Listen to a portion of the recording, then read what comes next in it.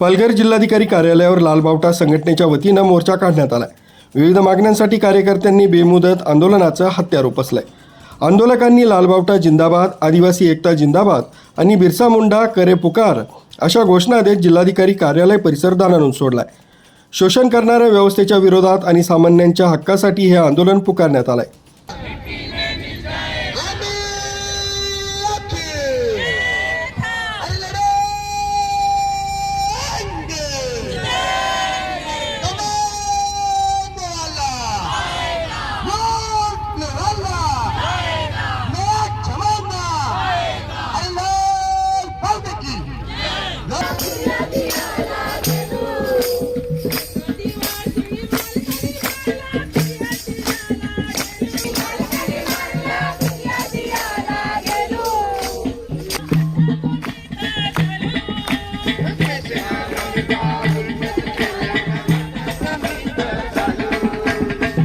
लुटने वाला जाएगा, मेरा जमाना आएगा अशा घोषणांमधून आंदोलकांनी संताप व्यक्त केला. या आंदोलनात पालघर जिल्ह्यातील आदिवासी बांधव मोठ्या संख्येनं सहभागी झालेत. बिरसा मुंडा यांच्या स्मृतींना उजाळा देत आपल्या जल, जमीन आणि जंगलाच्या हक्कासाठी हे कार्यकर्ते एकत्रित आले.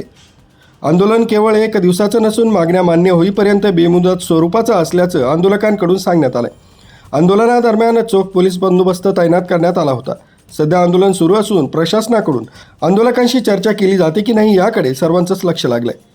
न्यूज ब्युरो, सक्षम पोलीस टाइम्स, न्यूज 112.